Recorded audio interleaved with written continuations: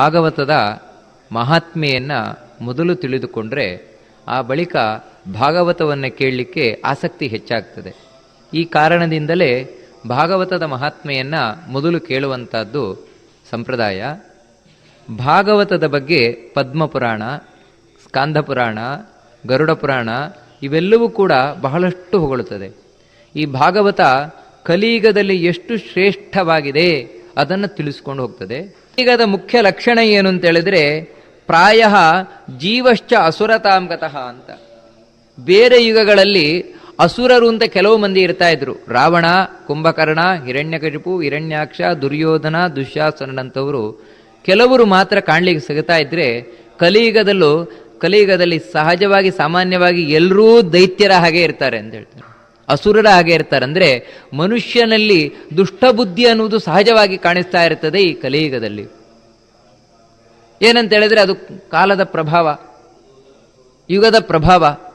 ಅದರಿಂದಾಗಿ ಮನುಷ್ಯನಿಗೆ ಕಷ್ಟ ಹೆಚ್ಚು, ಬಹಳ ಕಷ್ಟಪಡ್ತಾ ಇರ್ತಾನೆ. ದೈಹಿಕವಾಗಿ ಕಷ್ಟ ಅಂದರೆ ರೋಗ ರುಜಿನಗಳ ಮೂಲಕ, ಮಾನಸಿಕವಾಗಿ ಕಷ್ಟ ಕಾರ್ಪಣ್ಯಗಳಿಂದ, ಅಂದರೆ ನೆಮ್ಮದಿ ಇಲ್ಲ. ಇಂಥ ಕಲಿಯುಗದಲ್ಲಿ ಮನುಷ್ಯನಿಗೆ ನೆಮ್ಮದಿ ಯಾವ ರೀತಿ ಸಿಗ್ತದೆ? ಯಾಕಂದರೆ ಅವನು ಬಯಸುವುದೇ ಅದನ್ನು. ಎಲ್ಲ ಕಾಲದಲ್ಲೂ ಮನುಷ್ಯ ಬಯಸುವುದು ಒಂದನ್ನೇ, ನೆಮ್ಮದಿ, ಸುಖ. ಅದು ಬೇಕು ಜೀವನದಲ್ಲಿ ಅಂತ. ಅದು ಹೇಗೆ ಸಿಗತ್ತೆ?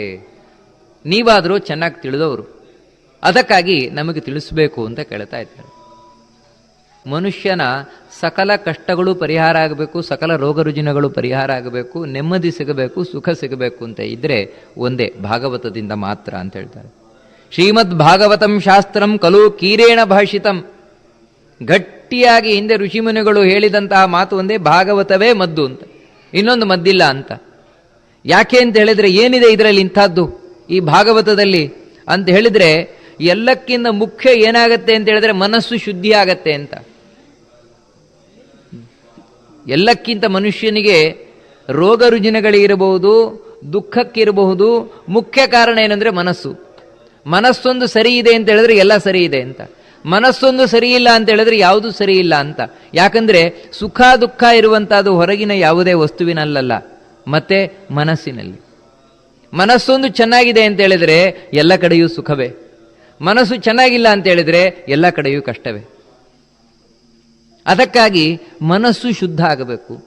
ಆ ಮನಸ್ಸು ಶುದ್ಧವಾದಾಗ ನಿಮಗೆ ಎಲ್ಲಿವರೆಗೆ ಅಂದರೆ ರೋಗ ರುಜಿನಗಳಿಗೂ ಕಾರಣ ಮನಸ್ಸು ಸರಿ ಇಲ್ಲದೆ ಇರುವುದು. ನೀವು ಬೇಕಿದ್ರೆ ಯೋಚನೆ ಮಾಡ್ತಾ ಕೂತ್ಕೊಳ್ಳಿ, ಇವಾಗಿಂದಲೇ ನನಗೆ ಇವತ್ತು ಮಧ್ಯಾಹ್ನ ಜ್ವರ ಬರುತ್ತೆ. ನೀವು ಇದನ್ನು ಮನಸ್ಸಿನಲ್ಲಿ ಹೇಳ್ತಾ ಇರಿ, ಮಧ್ಯಾಹ್ನದೊಳಗೆ ನಿಮಗೆ ಜ್ವರ ಬಂದೇ ಬರ್ತದೆ. ಕಾರಣ ಏನು ಅಂದರೆ ಮನುಷ್ಯನ ಮನಸ್ಸು ಅಷ್ಟು ತಾನು ಮುಖ್ಯವಾಗಿರುವಂಥದ್ದು. ಮನಯೇವ ಮನುಷ್ಯಾಣಾಂ ಕಾರಣಂ ಬಂಧಮೋಕ್ಷಯೋಹೋ ಅಂತ ಅದನ್ನೇ ಹೇಳ್ತಾರೆ. ಅಂಥ ಮನಸ್ಸು ಶುದ್ಧ ಆಗಬೇಕು. ಯಾವುದರಿಂದ? ಭಾಗವತದಿಂದ ಮಾತ್ರ.